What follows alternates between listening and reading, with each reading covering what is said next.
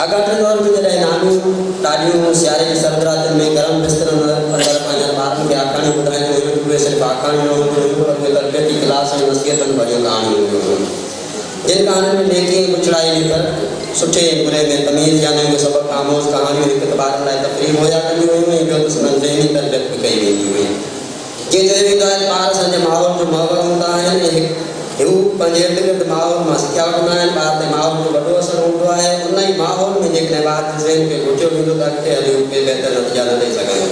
पर जेकॾहिं उन ई ॿार जे ज़हन में सुठियूं सुठियूं ॻाल्हियूं विहारींदासीं जीअं पोइ उहे ॿार ऐं मुआशरे ऐं समाज लाइ बहितरीनु साबित थींदो। ॿार काइनात जी सूंह हूंदा आहिनि। उन सूंह खे वधीक निखारण लाइ सभ खां पहिरियों ॾाढे नंढो हिसो वरितो ऐं पोइ आहिस्ते आहिस्ते टेक्नोलॉजी जे दौर में दाख़िल थींदे उनजी जाइ रेडियो अख़बारनि रिसालनि ऐं टीवीअ वरितो ऐं अॼु पाण बहितरीनु टेक्नोलॉजी दौर मंझां गुज़री रहिया आहियूं, जंहिंमें ॿारनि खे पिणु बहितरीनु सहूलियतूं मुयसरु आहिनि। ॿारनि जे हथ में हूअं त दुनिया लेवल ते बि सुठो कमु थी रहियो आहे, पर असां वटि सिंध में बि सुठो कमु थियो आहे ऐं थींदो रहे थो। अकबर जिस्तानी खां अदल सूमरो ताईं डॉक्टर गुलाम मुस्तफा सोलंगी खां ॿियनि केतिरनि लेखकनि ताईं रोशनी फैलाई आहे। उन रोशनी फैलाईंदड़ में डॉक्टर गुलाम मुस्तफा सोलंगी जो सिंधी ॿारनि जे अदब ते थियल कमु ऐं ॿारनि में किताबनि में वाधारो आणण वारी कोशिशि पिणु क़ाबिल तहसीन आहे। डॉक्टर गुलाम सोलंगी ॿारनि जे अदब जे ॿियनि मौज़ूअ ते किताब आणण खां अलावा ॿारनि कहाणियुनि ते मुश्तमिल किताब आख़िरी क्लास पे आंदो, जंहिंमें 11-12 कहाणियूं आहिनि। जीअं त डॉक्टर गुलाम मुस्तफा सोलंगी न सिर्फ़ु सिंधी अदब जो लेखक आहे पर उर्दू ऐं अंग्रेज़ी में बि लिखंदो रहियो आहे। डॉक्टर गुलाम मुस्तफा सोलंगी घणो मुतालियाती ऐं घणो लिसानी आलू लेखक आहे, तंहिं करे हिकु ज़हीन लेखक आहे। उन खां अलावा हिकु बहितरीनु तर्जुमे निगार बि आहे। हूअं बि तर्जुमे वारो कमु इंतहाई मुश्किल हूंदो आहे। जेकॾहिं तर्जुमे निगार पंहिंजी ॿोली अदब जो ॼाणू हूंदो त उन खां सुठो तर्जुमो थी सघंदो, न त ॿी सूरत में नाकाम थींदो।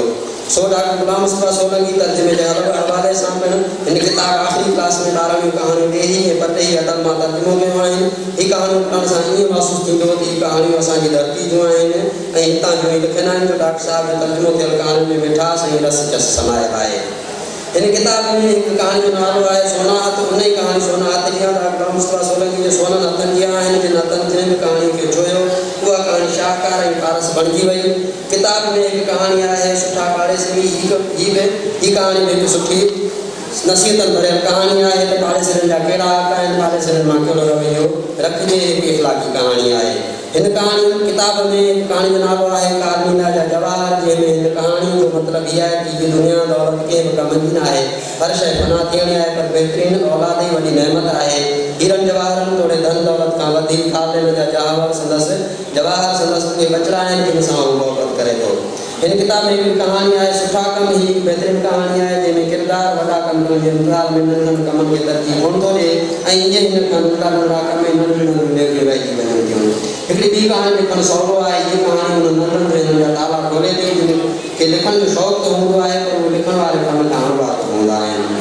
हिन कहाणी में डॉक्टर गुलाम मुस्तफा सोलंगी लिखण जा गुर ऐं तरीक़ा ॿुधाया आहिनि। हिन ई कहाणी में ॿियनि सिफ़तनि सां गॾु कुझु सुठो कोट करण जहिड़ियूं आहिनि। मिसाल तौरु लिखण सां गॾु किताबनि खे पढ़णु शुरू कर। जेकॾहिं तूं सुठा किताब न पढ़ंदे त पोइ तूं कॾहिं बि सुठो लिखी न सघंदे। हीअ ॻाल्हि न सिर्फ़ु नंढनि ॿारनि जी हौसला अफ़ज़ाई थी करे पर वॾी उमिरि वारनि लाइ बि फ़ाइदेमंद आहे। हिन कहाणी में हिकिड़ी ॿी ॾाढी सुठी ॻाल्हि कई वई आहे। लिखण महिल ज़हन मां सभई ख़ौफ़ ऐं ख़तरा कढी छॾ।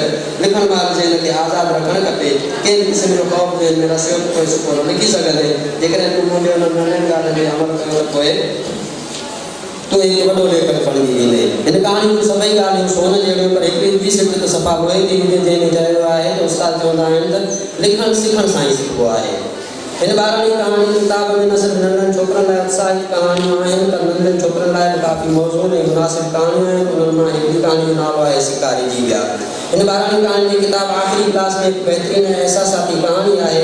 पखियुनि खे न मारिजे जॾहिं उहा कहाणी पढ़िजे त अंदरि में हिन काइनात जे समूरनि तख़लीक़नि ते प्यार थो अची वञे ऐं पखियुनि खे न मारिजे वारी कहाणी ते अखियूं आबदीदा थी वञनि थियूं। हिन किताब में हिकिड़ी कहाणी जो नालो आहे भूख सां थधो भूख सां कोसो। पिणु हिकु मज़ाहिया क़िस्म कहाणी आहे जंहिंमें सहे जो चप चीर हुजण वारी ॻाल्हि ॾाढी मज़ेदार आहे। हिकु ॿी कहाणी जो नालो आहे पर तोतो गिरफ़्तार थी वियो। बहितरीनु कहाणी हुजण सां गॾु हुन में हिकु जाइ ते लिखियलु आहे त आसमान जे सैर करण वारनि खे पिंजरे में बंदि रखण मां कहिड़ो फ़ाइदो। हिन किताब जी आख़िरी कहाणी जो नालो आहे आख़िरी क्लास। हीअ कहाणी दुनिया लेवल ते मञायल कहाणी आहे।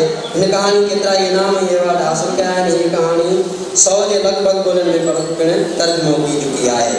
हिन कहाणी ते फिल्म ठाही वई आहे। आख़िरी क्लास कहाणी में पंहिंजी ॿोली धरती ऐं क़ौम सां मोहबत फ़नकार आहे। पंहिंजी ॿोलीअ सां मोहबत वारी हीअ कहाणी डॉक्टर गुलाम मुस्तफा सोलंगी जी मोहबत जहिड़ी आहे ऐं डॉक्टर गुलाम मुस्तफा सोलंगी जे रूप में पिणु चमकी रही आहे ऐं उन जी मोहबत जी चमक सदियनि ताईं रोशन बणिजी नंढे तोड़े वॾनि भेनरुनि खे रोशन कंदी रहंदी।